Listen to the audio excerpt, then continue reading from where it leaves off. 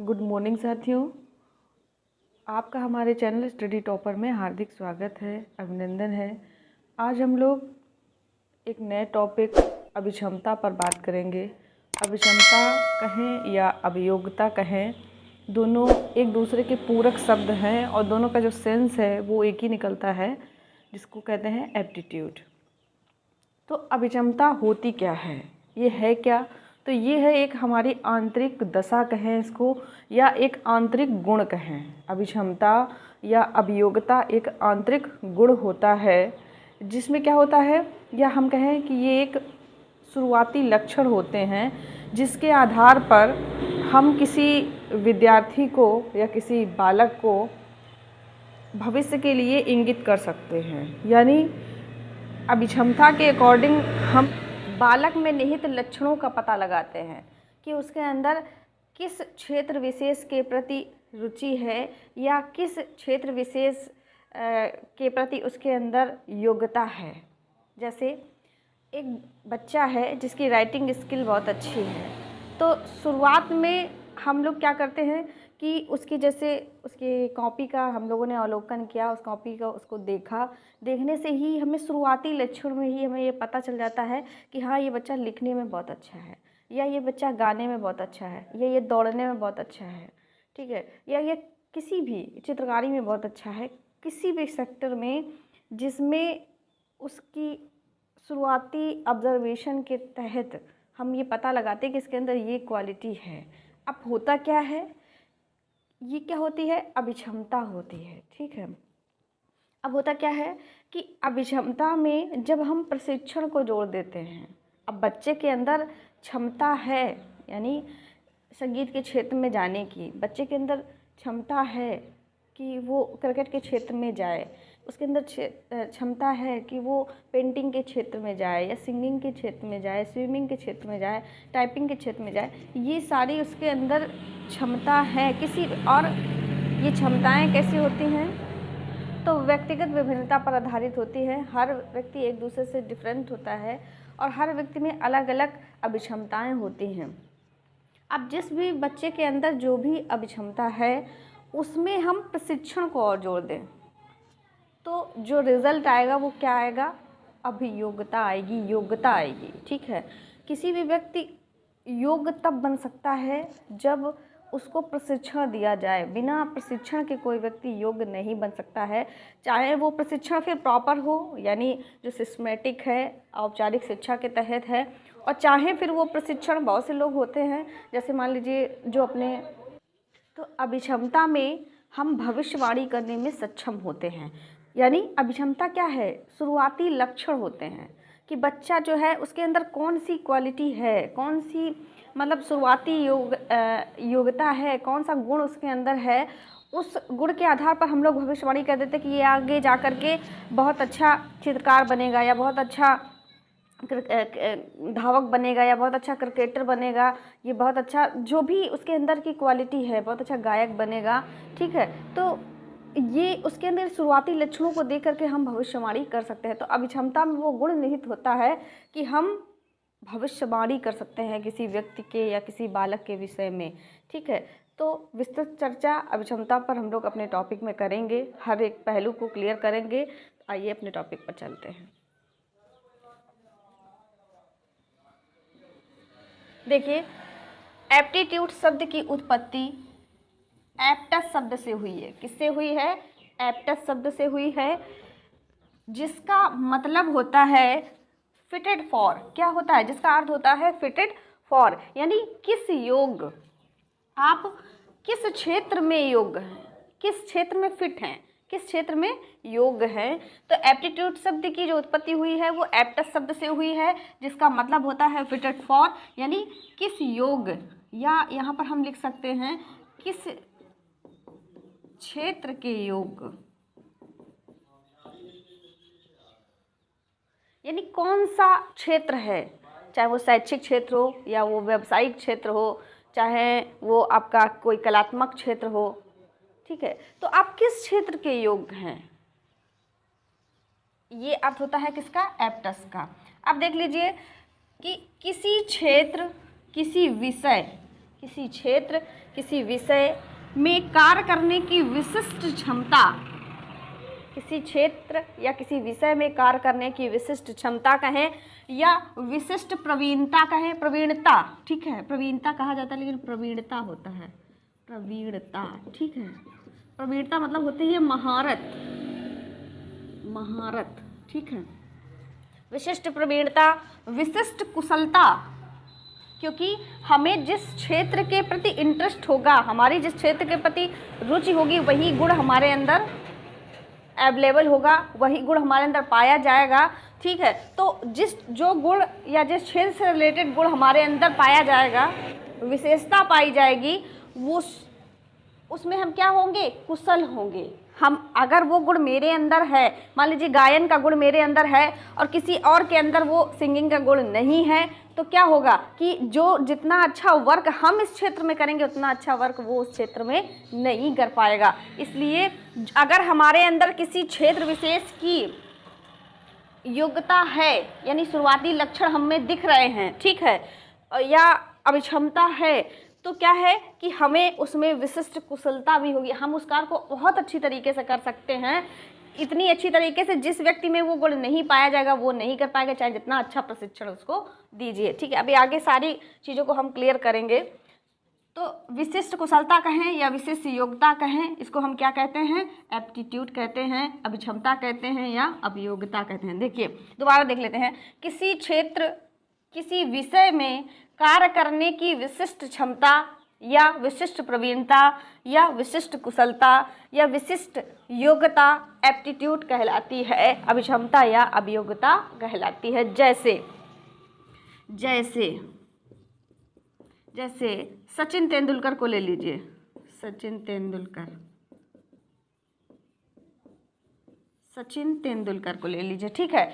अब सचिन तेंदुलकर में क्या था कि जो क्रिकेट के प्रति उनके अंदर क्या थी, अभिक्षमता थी, यानी शुरुआती दौर में जब वो बचपन में थे तब उनके अंदर क्रिकेट के प्रति रुझान दिख रहा था, यानी वो अपना पूरा फोकस उधर, उनकी कल्पना, उनका चिंतन, उनका ध्यान सब उसकी तरफ लगा हुआ था। तो जो घर के उनके मेंबर थे और जो जहाँ विद्यालय में वो पढ़ने जाते थे, उन लोगों ने शुरुआती यानी उनकी अभिक्षमता का मापन किया, उनकी क्षमता का मापन किया और इस निष्कर्ष पर पहुँचे कि क्रिकेट के प्रति इसके अंदर जुनून है। वो जब सचिन तेंदुलकर का जन्म हुआ होगा तब इतने महान बल्लेबाज तो नहीं होंगे वो, है ना, शुरुआती लक्षण पाए जा रहे होंगे। तो क्या हुआ, इनके अंदर ये गुण था, क्रिकेट खेलने का गुण था, ठीक है। अब हुआ क्या कि इनके अंदर क्षमता थी किसकी, एक क्रिकेटर बनने की, इनके अंदर क्षमता थी एक क्रिकेटर बनने की। तो क्या हुआ कि अभिक्षमता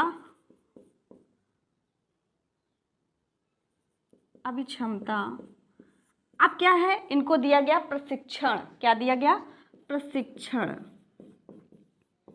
प्रशिक्षण बराबर क्या जनरेट हुई, अभियोग्यता। क्या जनरेट हुई, अभियोग्यता। यानी हम किसी भी क्षेत्र में पारंगत तब होते हैं जब हमारे अंदर पहले शुरुआती लक्षण पाए जाते हैं किसी भी चीज़ का। अगर हमारा गायन के क्षेत्र में हमारा रुझान है या हमारे अंदर वो गुण है कि हम एक संगीतकार बन सकते हैं, तो जब हम सबसे पहले क्या होगा कि हमारे अंदर शुरुआती लक्षण दिखते हैं।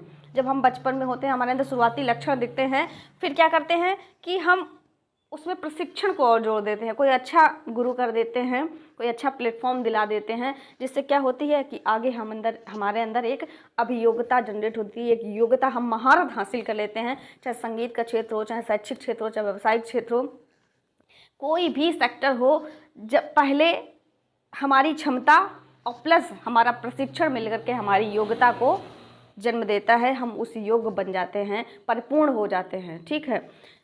तो अभिक्षमता क्या है, एक आंतरिक गुण होता है। अभिक्षमता क्या है, एक आंतरिक गुण होता है, ठीक है। अभिक्षमता कोई प्रेरक प्रेरक नहीं है। अभिक्षमता ये क्या है? गुण है, हमारे अंदर की विशेषता है कि हमारे अंदर अगर एक शिक्षक बनने की विशेषता है, शुरुआती लक्षण ही हमारे माता पिता को दिख जाएंगे कि हाँ ये बच्चा जो है वो आगे शिक्षण के क्षेत्र में जा सकता है। अब करना क्या है? उसे प्रशिक्षण दिला देना है और आगे जा कर के वो एक अध्यापक बन जाएगा। उसकी अध्यापक बनना उसकी क्या हो जाएगी? एक योग्यता अर्जित कर लेगा अध्यापक बन करके वो, ठीक है। तो क्या है? अभिक्षमता एक आंतरिक गुण है या अभियोग्यता एक क्या होती है? आंतरिक गुण होता है। अभिक्षमता अभियोग्यता भविष्यवाणी कर सकता है, यानी बच्चे के शुरुआती लक्षणों को देख करके हम भविष्यवाणी कर सकते हैं कि ये आगे जा कर के क्या बन सकता है। और कैसे कर सकते हैं? उसकी क्षेत्र विशेष में उसकी रुचि को देख करके, उसके रुझान को देख करके। जब वो किसी क्षेत्र विशेष में अपनी रुचि को प्रदर्शित करता है, इसका मतलब उसके अंदर उस क्षेत्र के प्रति उसके अंदर गुण पाया जाता है, उसके अंदर वो क्वालिटी है उस क्षेत्र में जाने के योग्य।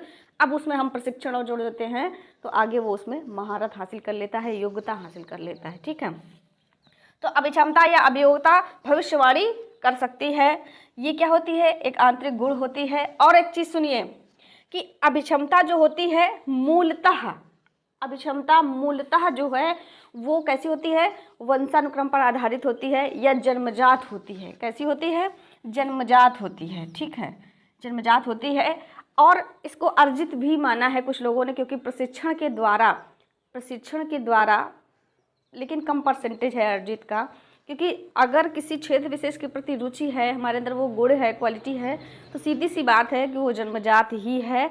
हम आगे प्रशिक्षण के द्वारा उसको बढ़ाते हैं, लेकिन कुछ विद्वानों ने इसको अर्जित भी माना है। तो इसलिए हम दोनों कारकों को स्वीकार करना पड़ेगा हमें कि ये जन्मजात भी है और अर्जित भी है। आप एक डेफिनेशन देखते हैं, बिंघम की डेफिनेशन है। इन्होंने कहा है किसी क्षेत्र में प्रशिक्षण के पश्चात, सीधी सी बात है, अभिक्षमता और अभियोग्यता दोनों में प्रशिक्षण की आवश्यकता बहुत होती है। बिना प्रशिक्षण के किसी भी क्षेत्र विषय में प्रवीणता हासिल नहीं की जा सकती है, आप महारत हासिल नहीं कर सकते। आप अगर एक मशहूर संगीतकार बनना चाहते हैं, ठीक है, एक आप मशहूर चित्रकार बनना चाहते हैं, ठीक है, तो उसके लिए क्या है? आपको प्रशिक्षण की आवश्यकता पड़ेगी। आपको उस क्षेत्र की बारीकियों को समझना पड़ेगा, तभी आप महारत हासिल कर पाएंगे, अन्यथा नहीं कर पाएंगे, ठीक है। तो किसी क्षेत्र में प्रशिक्षण के पश्चात ज्ञान, दक्षता व प्रतिक्रियाओं को सीखने की योग्यता क्या होती है? अभिक्षमता कहलाती है। जैसे मान लीजिए एक बच्चा जो है वो गणित विषय में कमज़ोर है, जब भी हम उसकी कॉपी का अवलोकन करते हैं तो उसके अक्सर गणित में उसका जो प्रदर्शन है वो सही नहीं दिखता है। अब क्या है कि हमें उसको गणित विषय में प्रवीणता हासिल करवानी है, लेकिन उसके अंदर वो योग्यता नहीं है। हम लोग क्या करेंगे? अभिक्षमता के तहत, अभिक्षमता क्या होती है कि हम किसी कार्य करने की योग्यता कहें या किसी कार्य को करने की कुशलता कहें, हमारे अंदर है क्या?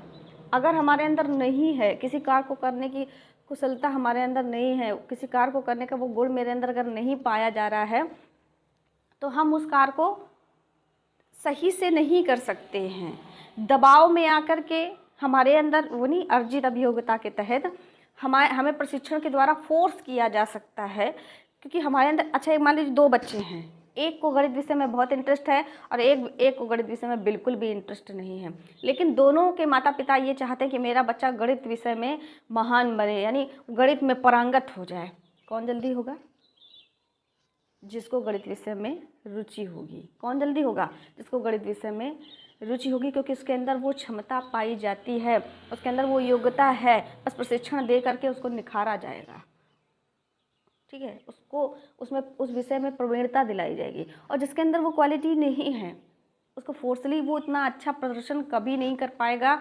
इसलिए देखो, जैसे देखो कोई एक टीचर है, वो कहता है हम 2 विषय पढ़ाते हैं, हम 4 विषय पढ़ाते हैं, हम 6 विषय पढ़ाते हैं, हम 8 विषय, हम सारे विषय पढ़ा सकते हैं। ऐसा नहीं होता है। आपका जिस सेक्टर में लगाव है, जिस विषय से की क्षमता आपके अंदर पाई जाती है, आप उसी विषय में महारत हासिल कर सकते हो। बाकी सारे विषयों को आप सामान्य तौर पर पढ़ा सकते हो। महारत हासिल नहीं, उसकी बारीकियों को आप कभी नहीं बता पाओगे, क्योंकि 10 विषयों में आप कभी अच्छा प्रदर्शन कर सकते हो क्या? अभी हमने इसके पहले ध्यान वाला टॉपिक पढ़ा है, तो ध्यान वाले टॉपिक में हमने क्या कहा है कि जब हमारा ध्यान एक जगह केंद्रित होता है, जब हमारा अवधान एक किसी वस्तु किसी व्यक्ति पर होता है, वो अवधान सबसे सर्वोत्तम माना जाता है। और अगर 4 जगह पर हो तो क्या हम अच्छा प्रदर्शन कर पाएंगे? नहीं कर पाएंगे। तो सीधी सी बात है, किसी क्षेत्र विशेष के प्रति हमारे अंदर गुण पाए जाते हैं, उनको प्रशिक्षण के द्वारा हम आगे उस क्षेत्र में प्रवीणता को हासिल कर लेते हैं। हमारे अंदर उस क्षेत्र की जो योग्यता है वो जनरेट हो जाती है। चलिए आगे देखते हैं अगली डेफिनेशन। फ्रीमैन ने क्या कहा है कि अभियोग्यता उन विशेषताओं का समूह है। अभियोग्यता उन विशेषताओं का समूह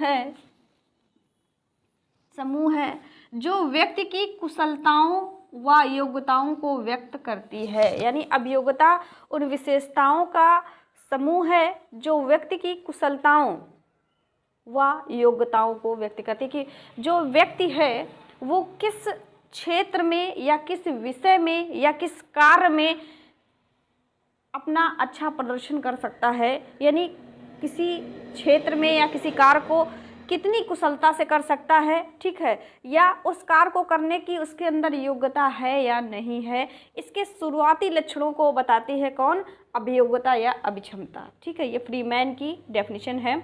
अगली डेफिनेशन है कि टैक्सर की, किसकी है? टैक्सर महोदय की डेफिनेशन है, बहुत फेमस है। अभियोग्यता अभिक्षमता वर्तमान दशा है। अभियोग्यता अभिक्षमता वर्तमान दशा है। क्या है? वर्तमान दशा है।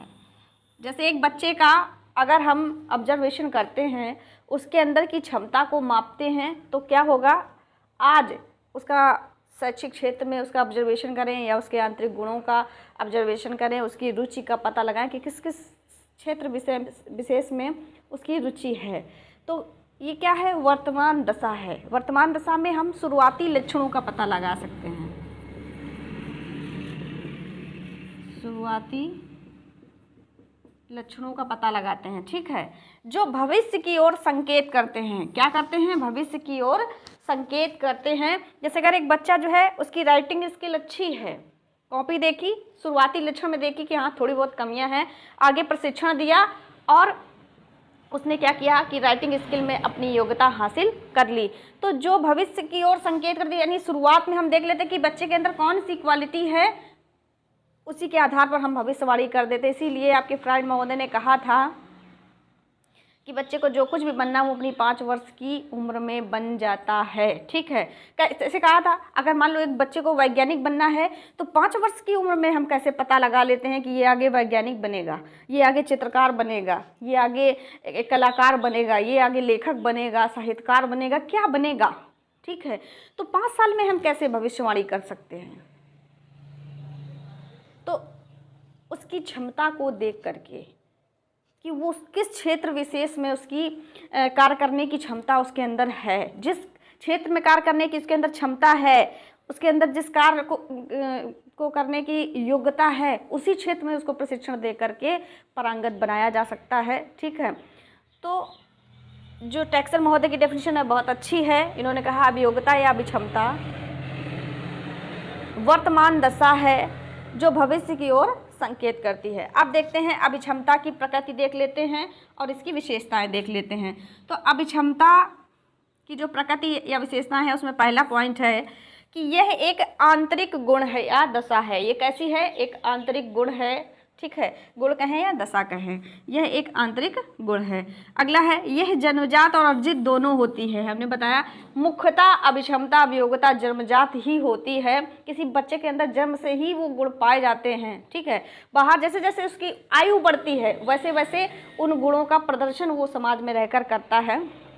लेकिन कुछ विद्वानों ने अर्जित भी कहा है कि नहीं, प्रशिक्षण के द्वारा इसको अर्जित किया जा सकता है। तो यह जन्मजात और अर्जित दोनों है। अगला रुचि और अभियोग्यता पूरक हैं। रुचि और अभियोग्यता पूरक हैं। जिस व्यक्ति में जो गुण पाया जाएगा या जो विशेषता उसके अंदर क्षेत्र विशेष की होगी वो उसके रुचियों से झलकेगी। यानी वो वही कार्य करना पसंद करेगा। इसीलिए रुचि और अभियोग्यता, रुचि और क्षमता एक दूसरे के क्या होते हैं, पूरक होते हैं। अगला है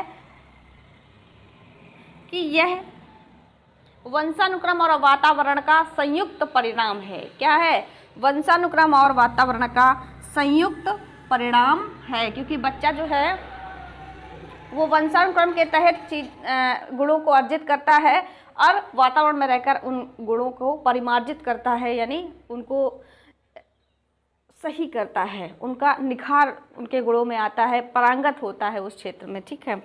अगला, यह स्वतंत्र होती है। अभिक्षमता अभियोग्यता कैसी होती है, स्वतंत्र होती है, किसी का दबाव नहीं है, किसी मतलब हम अगर चाहें कि किसी बच्चे के अंदर हम योग्यता जनरेट कर दें या क्षमता जनरेट कर दें किसी कार्य को करने की, तो हम नहीं कर सकते। कैसी होती है, स्वतंत्र होती है। अगला है, यह वैयक्तिक भिन्नता से प्रभावित होती है, क्योंकि हम वैयक्तिक रूप से एक दूसरे से अलग हैं और सबके अंदर अपने क्षेत्र विषय विशेष के प्रति हमारे अंदर अभिक्षमता होती है। जरूरी नहीं है कि सबके अंदर सेम हो, ठीक है, अलग अलग होती है, वैयक्तिक भिन्नता पर निर्भर करती है। अगला है, यह शुरुआती लक्षण होती है। ठीक है, क्या है, अभिक्षमता या अभियोग्यता क्या होती है, शुरुआती लक्षण होती है, जिसमें प्रशिक्षण के द्वारा महारत हासिल की जा सकती है, भविष्यवाणी करने में सक्षम होती है। ये इसकी विशेषताएं हैं, या इसकी प्रकृति कहें तो प्रकृति है, नोट कर लीजिए।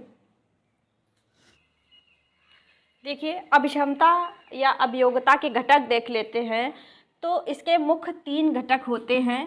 पहला है बुद्धि, हमारी क्षमता और हमारी योग्यता हमारी बुद्धि पर निर्भर करती है। ठीक है, हमारे IQ लेवल पर निर्भर करती है। दूसरा है हमारी रुचि, हमारा इंटरेस्ट बहुत महत्वपूर्ण है। जिस भी विषय में, जिस भी क्षेत्र में हमें, हमारे अंदर जिस विषय या क्षेत्र का हमारे अंदर गुण होगा, उसका हम रुचियों के द्वारा क्या करते हैं, प्रदर्शन करते हैं। ठीक है। अगला है पेशेवर विलक्षणता। पेशेवर विलक्षणता यानी पेशेवर विलक्षणता क्या होती है कि किसी व्यक्ति में किसी क्षेत्र विशेष के प्रति विलक्षणता पाई जाती है, कि हर व्यक्ति में किसी एक, जैसे पेशेवर क्या होता है, जैसे मान लीजिए कोई एक अध्यापक बन गया, आज वो वर्तमान में अध्यापक है, तो ये क्या हो गया, उसका पेशेवर विलक्षणता है। ठीक है, कि उसका पेशा ही है टीचिंग करना, उसका पेशा ही है डॉक्टरी करना, उसका पेशा ही है कि वो एक इंजीनियर है, उसका पेशा ही है कि वो एक डॉक्टर है। तो क्या है, पेशेवर विलक्षणता जो है वो तीसरा इसका मुख्य घटक है। अब देखिए, एक सुपर महोदय हैं आपके, इन्होंने जो अभियोग्यता अभिक्षमता के 4 घटक बताए हैं। कौन कौन से बताए हैं, तो पहला बताया है विशिष्टता।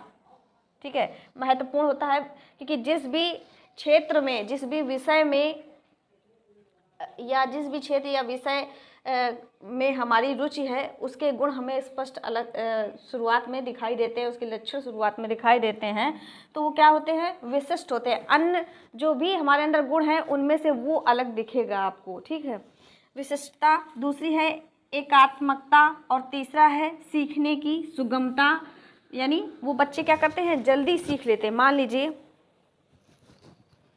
कि मैं आज आपको यहाँ पढ़ा रही हूँ, आज मेरा जो भी लोग जितने भी स्टूडेंट हैं वो मेरा वीडियो देख रहे होंगे, तो उनमें से कुछ लोगों को आज का ये टॉपिक जो है वो 50% समझ में आया होगा, कुछ लोगों को 70% समझ में आया होगा, और कुछ लोगों को पूरा 90% समझ में आ गया होगा। ठीक है, तो ये क्या है कि हमारे अंदर की एक क्षमता है, एक योग्यता है कि यदि हम 50% सीखते हैं तो हमारे अंदर की क्षमता इतनी है कि हम इतना ही सीख सकते हैं। अगर 70% है तो ये हमारी योग्यता को प्रदर्शित करती है, 90% है तो भी ये हमारी योग्यता को कि हम इतना ही सीख सकते हैं। ठीक है, दूसरी चीज़ ये क्या है कि सीखने को सुगम बनाता है। अभिक्षमता या अभियोग्यता क्या है, सीखने को सुगम यानी सरल बनाता है। अगला है स्थिरता, ये हमारे अंदर स्थिरता लाता है। कैसे स्थिरता लाता है कि जब हमारे अंदर क्या होगी, अभिक्षमता होगी, किसी भी कार्य को करने की अभिक्षमता है। मान लीजिए कि हमारे अंदर गायक बने, लता मंगेशकर को देख लीजिए, उनके अंदर गायक बनने की अभिक्षमता थी, फिर क्या हुआ, ठीक है, फिर क्या हुआ, प्रशिक्षण जोड़ दिया गया इसमें। और एक वो क्या बन गई, उन्होंने योग्यता हासिल कर ली, कहे कि एक सफल गायिका की, सफल गायिका की। अगर उनके अंदर ये गायक बनने की अभिक्षमता न होती, योग्यता न होती, तो क्या आगे प्रशिक्षण के द्वारा उनको गायक बनाया जा सकता है? ऐसे तो हम चाहें कि मेरा बेटा जो है लाओ उसको हमें सोनू निगम की तरीके से सिंगर बना दें, क्या बना पाएंगे? नहीं बना पाएंगे, क्योंकि उसके अंदर क्या है, अभिक्षमता नहीं है गायक बनने की, उसके अंदर योग्यता नहीं है गायक बनने की। उसके अंदर जो योग्यता होगी, हम लोगों ने 3 इडियट मूवी देखी तो उसमें सीधा सा बताया जा रहा था कि बच्चों को उसकी क्षमता के अकॉर्डिंग, बच्चों को उसकी योग्यता के अकॉर्डिंग, बच्चों को उसकी रुचि के अकॉर्डिंग सेक्टर चुनने दीजिए, क्योंकि अगर उसके अंदर उस कार्य को करने की क्षमता होगी, योग्यता होगी, तो वो प्रशिक्षण के द्वारा उसमें महारत हासिल कर लेगा। और अगर नहीं होगी तो वो कभी, जैसे उसमें 3 इंजीनियर बनने की कहानी बताई गई थी, 3 लड़के इंजीनियर बन रहे थे, एक इंटरेस्ट से बन रहा था और 2 जबरदस्ती बनाए जा रहे थे। तो जबरदस्ती अंत में क्या हुआ, उन्होंने वही सेक्टर चुना जिसमें उनको इंटरेस्ट था, जिसके उनके अंदर क्षमता थी, जिसकी उनके अंदर योग्यता थी। तो कहने का तात्पर्य यही है कि अगर जिस भी क्षेत्र विशेष या विषय विशेष के प्रति हमारे अंदर इंटरेस्ट हो, हमारे अंदर उस क्षेत्र, उस कार्य को करने का गुण हो, उसी सेक्टर में हमें जाना चाहिए। अगर हमारे अंदर गुण नहीं है तो उस सेक्टर को बिल्कुल छोड़ देना चाहिए, क्योंकि उसमें आप सफल परिणाम हासिल नहीं कर पाएंगे। ठीक है, अब शिक्षा में अभिक्षमता को या अभियोग्यता का क्या रोल है, अगर हम ये देखें तो जैसे एक तो सबसे महत्वपूर्ण होता है वैयक्तिक भिन्नता का, कि बच्चे जो हैं एक दूसरे से डिफरेंट होते हैं। अब डिफरेंट होते हैं, अब उसमें ये चेक करना कि कौन सा बच्चा किस क्षेत्र में महारत हासिल कर सकता है, या किस बच्चे को किस क्षेत्र में इंटरेस्ट है, कौन सा गुण विशिष्ट है उसके अंदर, उसके अकॉर्डिंग उसके लिए शिक्षा की व्यवस्था करना, प्रशिक्षण की व्यवस्था करना। ठीक है, तो सुपर के अनुसार कितने घटक हैं? 4 घटक हैं। पहला विशिष्टता, दूसरा एकात्मकता, तीसरा सीखने की सुगमता और चौथा स्थिरता। मुख्य 3 घटक हैं, बुद्धि, रुचि और पेशेवर विलक्षणता। ठीक है, आगे देखते हैं। देखिए कि अभिक्षमता या अभियोग्यता के कितने प्रकार होते हैं, तो इसके 5 प्रकार होते हैं। ठीक है, कितने प्रकार होते हैं? 5 प्रकार होते हैं। पहला होता है संवेदनात्मक। क्या होता है? संवेदनात्मक, यानी जो हमारी संवेदना पर आधारित हो। संवेदना पर, संवेदना जो होता है उसका प्रारंभ कहाँ से होता है? वो होता है हमारी, या संवेदना हमारी किस पर आधारित होती है? तो हमारी ज्ञानेंद्रियों पर आधारित होती हैं। आँख, कान, नाक, जीभ और त्वचा। ठीक है, तो अभिक्षमता या अभियोग्यता का जो पहला प्रकार है वो क्या है? संवेदात्मक है, यानी संवेदना है, जो कि किस पर आधारित होती है? ज्ञानेंद्रियों के पर आधारित होती है। 5 ज्ञानेंद्रियां हमारी होती हैं। इनके आधार पर प्रथम स्टेज यही है संवेदात्मक, जिसके आधार पर हम बालकों की क्षमता का या व्यक्तियों की क्षमता का ज्ञान करते हैं। तो वो, या हम अपनी क्षमता का ही अगर आकलन करते हैं तो कैसे? प्रथम क्या होता है? ज्ञानेंद्रिय के आधार पर। ठीक है, दूसरा है मैकेनिकल। दूसरा प्रकार क्या है? मैकेनिकल। अब देखो, जो लोग मशीनों से संबंधित होंगे, जैसे आपके इंजीनियर होते हैं, तो दूसरा जो प्रकार है वो मैकेनिकल है, यानी मशीनों से संबंधित है। तीसरा है कलात्मक। किसी भी एक कला के क्षेत्र में, चाहे वो संगीत हो, चित्रकारी हो, चाहे वो आपका खिलाड़ी हो, चाहे धावक हो, तैराक हो, चाहे कोई वास्तुकला से संबंधित हो, तो ये सब कलात्मक के क्षेत्र में आते हैं। तो कलात्मक प्रकार हुआ। दूसरा एक है आपका, चौथा नंबर है शैक्षिक। तो शैक्षिक में आपके डॉक्टर, वकील, पत्रकार, शिक्षक, शिक्षार्थी सब आ जाते हैं शैक्षिक क्षेत्र में। और 5वां नंबर है व्यावसायिक, यानी जितने भी आपके व्यवसाय हैं वो आपके व्यावसायिक क्षेत्र में आते हैं। तो ये अभिक्षमता के 5 प्रकार हैं, अभियोग्यता के 5 प्रकार हैं। संवेदात्मक, मैकेनिकल, कलात्मक, शैक्षिक और व्यावसायिक, ये 5 प्रकार हैं। अभिक्षमता की उपयोगिता क्या है, या अभियोग्यता की उपयोगिता क्या है? तो पहली उपयोगिता है भविष्यवाणी करने में। हम बच्चों के भविष्य की ओर इंगित कर सकते हैं उसको, या भविष्य की ओर उसका भविष्य बता सकते हैं कि वो किस सेक्टर में जाएगा। किसके आधार पर? शुरुआती लक्षणों के आधार पर। दूसरा है निदानात्मक और उपचारात्मक शिक्षा में, या उसका निदान या उपचार करने में। निदान क्या होता है? समस्या का पता लगाना या कारण का पता लगाना। और उपचार क्या होता है? उसका समाधान देना। ठीक है, अब बच्चा किस क्षेत्र के योग्य है इसका पता लगाते हैं निदानात्मक के तहत, और उस क्षेत्र में उसको बढ़ाने का जो कार्य करते हैं वो होता है उपचारात्मक के तहत। ठीक है, तो निदानात्मक तथा उपचारात्मक शिक्षण में इसकी उपयोगिता होती है। उसके बाद अगला है विषय संकाय के चयन में। अब बच्चा जो है उसको कौन से विषय लेना चाहिए, कौन सा संकाय लेना चाहिए, साइंस ग्रुप में जाए, आर्ट्स ग्रुप में जाए, कॉमर्स में जाए, किस में जाए वो, तो कौन सा संकाय चयन करे, इसके लिए इसकी उपयोगिता होती है कि जैसी उसके अंदर क्षमता हो, जैसी उसके अंदर योग्यता हो जिस सेक्टर की, वही विषय उसे लेना चाहिए और वही संकाय उसे चुनना चाहिए। अगला है व्यावसायिक व शैक्षिक चयन में कौन सा व्यवसाय एक व्यक्ति को अपनाना चाहिए। अब हम व्यक्तियों पर बात कर रहे हैं। जैसे आमतौर पर क्या होता है कि हम कोई व्यवसाय शुरू करते हैं, हम कोई व्यवसाय शुरू करते हैं और कुछ समय बाद वो व्यवसाय जो होता है सक्सेस नहीं हो पाता और हमें उसको एटलीस्ट बंद करना पड़ता है। तो ऐसी समस्या से निपटने के लिए हमें अपना आकलन करना पड़ेगा, हमें अपनी क्षमता को जानना पड़ेगा कि हमारा किस व्यवसाय के प्रति रुझान है, कौन सा व्यवसायिक गुण हमारे अंदर पाया जाता है, उसी सेक्टर में हमें आगे बढ़ना चाहिए। अगर हम कोई नया सेक्टर तलाशेंगे, अगर बिना किसी सही प्रशिक्षण के, सही गाइडलाइन के, अगर हमें क्षेत्र में इंटरेस्ट नहीं है और बिना किसी गाइडलाइन के हम उस क्षेत्र में उतर जाते हैं या उस व्यवसाय में उतर जाते हैं तो निश्चित ही असफलता देखनी पड़ती है। ठीक है, तो व्यवसाय के चयन में और शैक्षिक चयन में अब जो स्टूडेंट हैं उनको अपने लिए कैरियर के रूप में कौन सा शैक्षिक क्षेत्र चुनना चाहिए, ये उसके अंदर किस सेक्टर को लेकर के उसके अंदर अभिक्षमता है, योग्यता है, किस सेक्टर में उसको प्रशिक्षण के द्वारा बढ़ाया जा सकता है। तो पहले आप अपने अंदर की विशेषताओं को जानिए, अपने अंदर की रुचि देखिए, किस सेक्टर में आपकी रुचि है उसी सेक्टर में जाइए। बिना रुचि के, बिना योग्यता के अगर आप किसी सेक्टर में जाएंगे तो सफल नहीं होंगे। अगला है पाठ्यक्रम निर्धारण में। अब जब भी जैसे बच्चों के लिए पाठ्यक्रम बनाया जा रहा है तो बच्चों की योग्यता और क्षमता के अकॉर्डिंग बनाया जाए, ताकि जिस विषय विशेष का गुण उनके अंदर डेवलप है उसका आगे विकास हो सके। तो पाठ्यक्रम निर्धारण में भी इसकी उपयोगिता, या एक तरीके से हम कहें पूरे शैक्षिक प्रक्रिया में आपकी अभिक्षमता और अभियोग्यता की वैल्यू होती है, महत्वता होती है। इनको ध्यान में रखकर ही पाठ्यक्रम बनाया जाना चाहिए और उनका संचालन किया जाना चाहिए। ठीक है, देखिए अभिक्षमता या अभियोग्यता का मापन कैसे किया जा सकता है। तो अभिक्षमता और अभियोग्यता के मापन के दो प्रकार हैं, एक है सामान्य और दूसरा है विशिष्ट।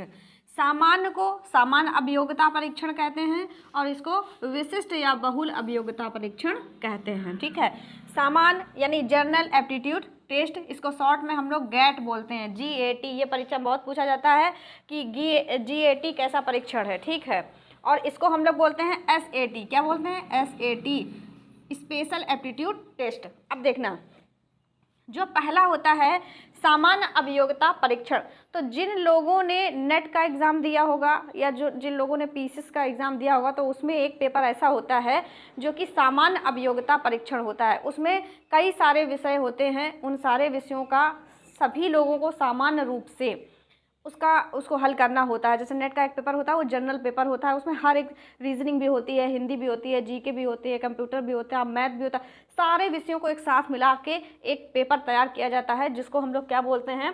सामान्य अभियोग्यता परीक्षण। तो ये हो गया जनरल एप्टीट्यूड टेस्ट, शॉर्ट में इसको बोलते हैं GAT, GAT।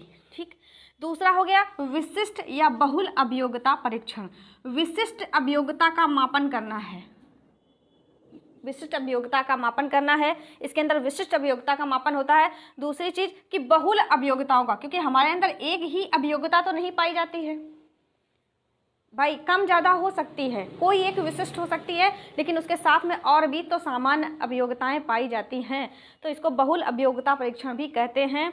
इंग्लिश में बोलते हैं स्पेशल एप्टीट्यूड टेस्ट, शॉर्ट में बोलते हैं SAT। क्या होता है? इस तरीके से एग्जाम में पूछा जाता है। तो विशिष्ट अभियोग्यता परीक्षण, इसमें क्या होता है, जैसे मान लीजिए अब नेट का एग्जाम दे रहे हैं या PCS का एग्जाम दे रहे हैं, तो एक तो जनरल पेपर हो गया और दूसरा एक पेपर क्या होता है? विशिष्ट होता है। जिस भी विषय को आपने लिया है, चाहे साइंस का कोई विषय हो, कॉमर्स का कोई विषय हो, या आपका आर्ट्स में कोई विषय हो, हिंदी, संस्कृत, वो पर्टिकुलर एक विषय, ठीक है, तो वो होता है विशिष्ट अभियोग्यता परीक्षण। उसमें आपकी योग्यता का मापन किया जाता है कि आप इस विषय के योग्य हैं या नहीं हैं, आप इस पोस्ट के योग्य हैं या नहीं हैं, ठीक है। सामान्य में क्या होता है कि सामान्य में सभी योग्यता, समस्त विषयों को एक साथ रखा जाता है, उसमें सिर्फ इतना देखा जाता है, जैसे आप टेट का एग्ज़ाम ले लीजिए। टेट के एग्ज़ाम में 5 विषयों को मिला करके पेपर बनाया जाता है और आपका उसमें क्या चेक किया जाता है कि आपको इन विषयों में सामान्य ज्ञान है या नहीं है, इसलिए सभी के सामान्य पासिंग मार्क्स भी रखे जाते हैं। और फिर विशिष्ट अभियोग्यता परीक्षण जो होता है वो मान लीजिए नेट का होता है, पीसीएस का होता है, या आईएएस में एक पर्टिकुलर विषय का, वो विशिष्ट अभियोग्यता परीक्षण के अंतर्गत आता है। अब देख लीजिए, एक आप इसका विशिष्ट अभियोग्यता परीक्षण के अंतर्गत ही आता है आपका डैट परीक्षण। सामान्य में तो सामान्य क्लियर हो गया, लेकिन विशिष्ट में कई सारे सेक्टर आ जाते हैं, तो इसका ही एक पार्ट है आपका ये डैट। डैट मतलब डिफरेंशियल एप्टीट्यूड टेस्ट। इसका फुल फॉर्म क्या है? Differential aptitude test. हिंदी में कहते हैं विभेदन अभिक्षमता परीक्षण। विभेदन अभिक्षमता परीक्षण यानी हमारे अंदर कई सारी विशिष्ट योग्यताएं पाई जाती हैं। अब उनमें से हम विभेदन कैसे करें, यानी उनमें से अलग कैसे करें कि सर्वोत्तम कौन सी है, सबसे विशिष्ट कौन है, तो इसके लिए ये परीक्षण बना है आपका विभेदन अभिक्षमता परीक्षण बना है। किसने बनाया है? तो बनाया है विनेट, वैशमैन और सिसोर ने। विनेट, वैशमैन और सिसोर ने कब बनाया है? 1947 में बनाया है। कब बनाया है? 1947 में बनाया है। और देखिए, भारत में इसका जो अनुवाद किया है इस परीक्षण का, वो किया है जे.एन. ओझा ने। किसने किया है? जे.एन. ओझा ने। परीक्षा में प्रश्न पूछेगा कि डैट परीक्षण का भारतीय अनुवाद किसने किया है? तो जे.एन. ओझा ने किया है, ठीक है।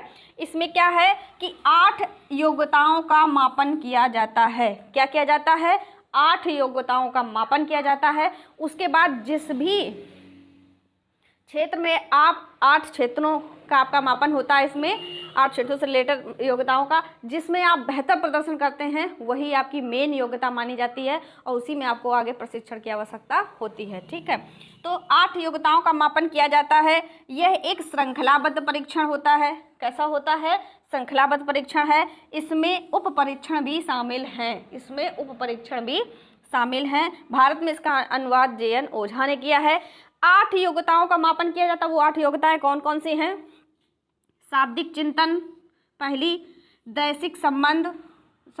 शाब्दिक चिंतन, दूसरी अमूर्त चिंतन। आपका अमूर्त चिंतन कैसा है? संख्यात्मक चिंतन, आप संख्याओं का चिंतन, संख्याओं पर चिंतन यानी कितनी जल्दी आप कैलकुलेशन कर सकते हो। दैसिक संबंध, यांत्रिक क्षेत्र में कितनी आपको जानकारी है। प्रत्यक्षात्मक गति, है ना, आप कितनी जल्दी चीज़ों को देख करके कैप्चर कर लेते हो, सीख लेते हो। प्रत्यक्षात्मक गति, आपकी वर्तनी, ठीक है, और भाषा उपयोग। ये 8 योग्यताओं का मापन करता है कौन? डैट परीक्षण। बहुत इम्पॉर्टेंट है, वेरी इम्पॉर्टेंट हम लिखे दे रहे हैं, बहुत इम्पॉर्टेंट है, ठीक है। आगे देखते हैं। देखिए, एक नाम आता है आपका GATB, गेट बी का, ठीक है। गेट बी क्या होता है? General aptitude test battery. क्या होता है? जनरल एप्टीट्यूड टेस्ट बैटरी, जिसका निर्माण किया गया 1962 में। कब किया गया? 1962 में किया गया। ये क्या है? इसको हम लोग सामान्य सेना वर्गीकरण परीक्षण भी कहते हैं। यह 9 योग्यताओं का मापन करता है। कितनी योग्यताओं का? 9 योग्यताओं का मापन करता है। डैट कितनी योग्यताओं का मापन करता है?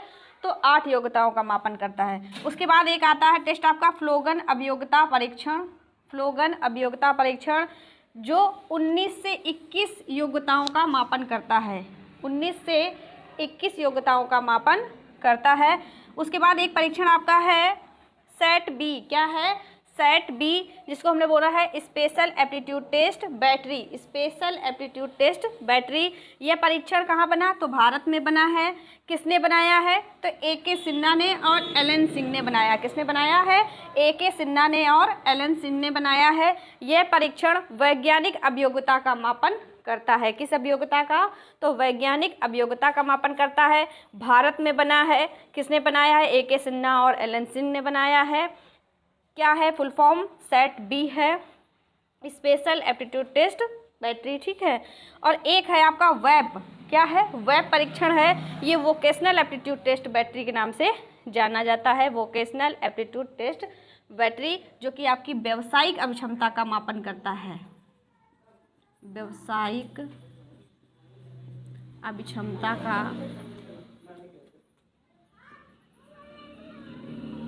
का मापन, ठीक है। ये महत्वपूर्ण आपके टेस्ट थे जिनके द्वारा अभिक्षमता या अभियोग्यता को मापा जा सकता है। अभिक्षमता या अभियोग्यता क्या होती है कि ये होती है आपके किसी क्षेत्र विशेष में, विषय विशेष में शुरुआती लक्षण जिन्हें प्रशिक्षण के द्वारा योग्य बनाया जाता है, उसी को हम लोग अभिक्षमता कहते हैं, अभियोग्यता कहते हैं। महत्वपूर्ण इसलिए है क्योंकि अगर जिस क्षेत्र में हमारी रुचि होगी, जो गुण हमारे अंदर पाया जाएगा, जिस क्षेत्र विशेष का गुण पाया जाएगा, उसी में अगर हम प्रशिक्षण लेते हैं तो निश्चित सफलता मिलेगी। और बिना गुण के, बिना योग्यता के अगर हम किसी सेक्टर में जाते हैं तो हमें असफलता का सामना करना पड़ता है, ठीक है। उम्मीद करते हैं आज का टॉपिक आपके समझ में आया होगा, थोड़ा टिपिकल था। Thank you for watching.